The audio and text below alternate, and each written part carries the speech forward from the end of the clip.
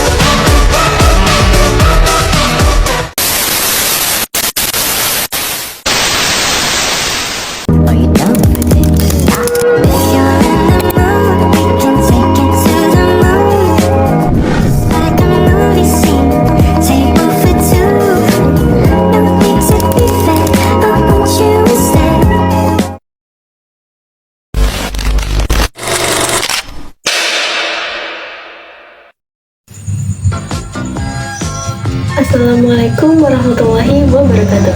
Hai semua, perkenalkan nama saya Amelia Destabella.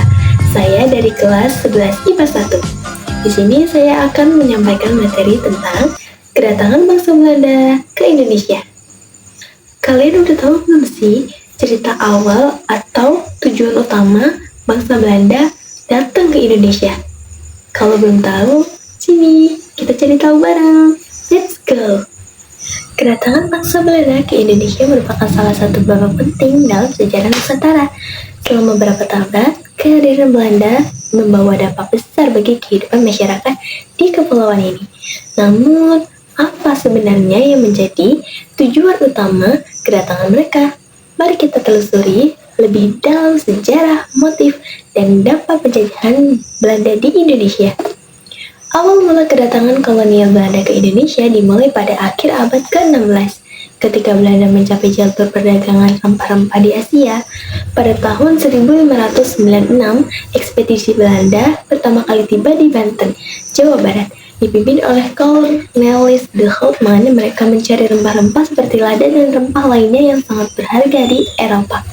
Pada awalnya, hubungan antara Belanda dan penduduk lokal cukup baik, tetapi kemudian menjadi konflik karena pesaing dengan pedagang Portugis dan monopoli perdagangan yang diinginkan Belanda. Seiring waktu, Belanda semakin memperluas pengaruh di Indonesia melalui VOC yang didirikan pada tahun 1602. VOC diberikan hak monopoli perdagangan di Hindia Timur oleh pemerintah Belanda dan menjadikan kekuasaan dominan dalam perdagangan rempah-rempah di Indonesia. VOC kemudian memperluas kekuasaannya dengan membangun pos-pos perdagangan dan melakukan perjanjian dengan penguasa lokal. Mereka juga melakukan tindakan kekerasan untuk menguasai perdagangan rempah-rempah dan wilayah strategis. Ini menandai awal dari kolonialisme.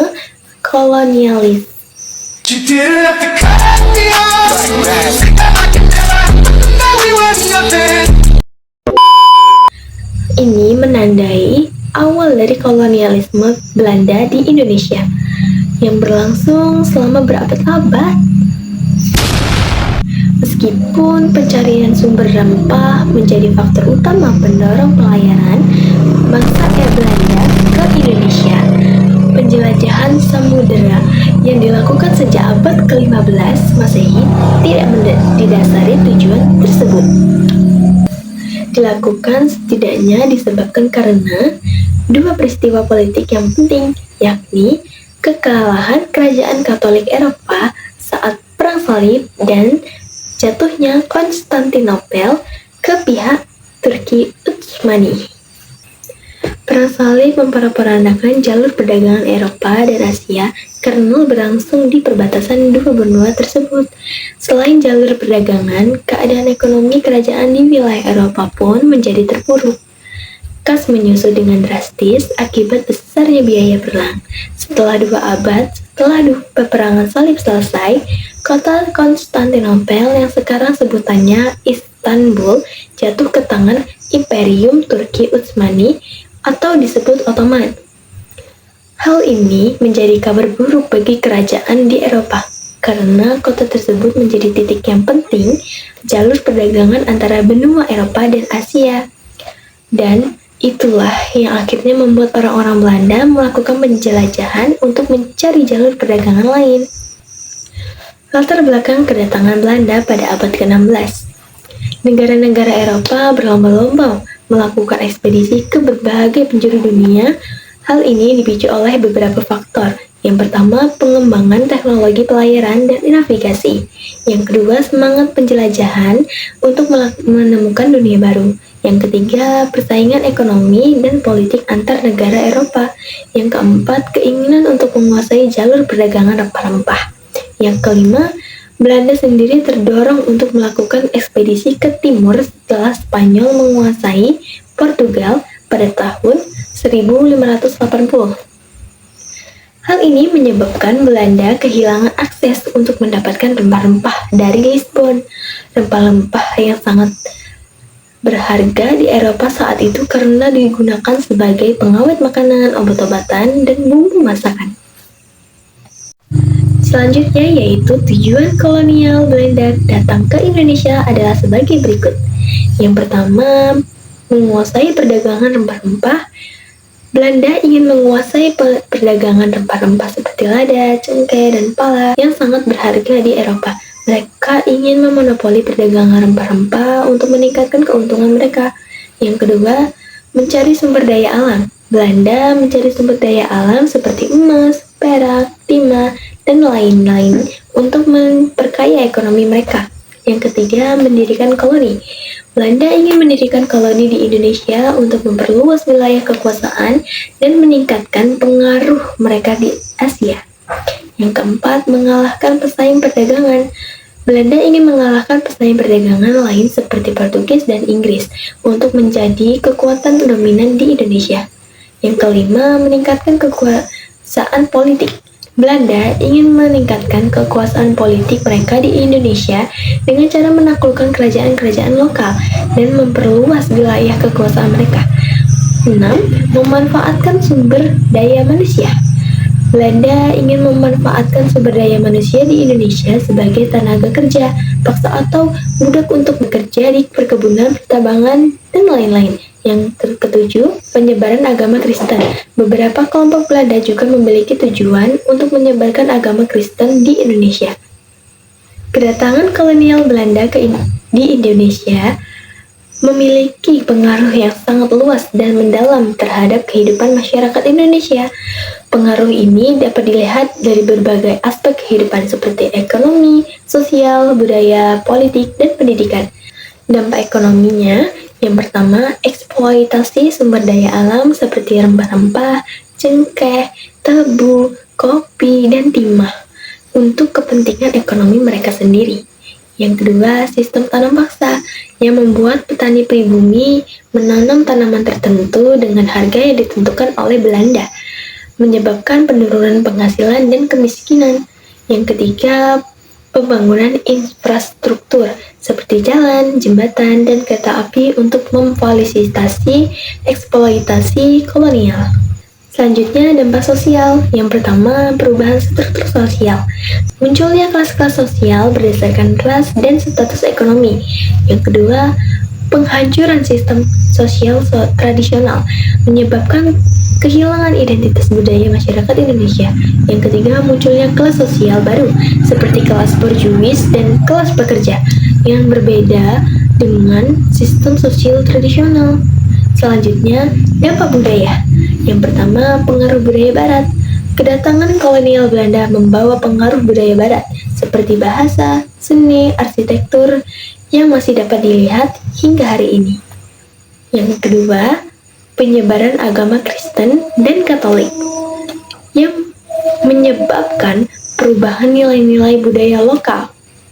Yang ketiga, perubahan nilai-nilai budaya lokal yang menyebabkan kehilangan identitas budaya masyarakat Indonesia. Selanjutnya, dampak politik. Yang pertama, pengambil alihan kekuasaan menyebabkan kehilangan kedaulatan masyarakat Indonesia.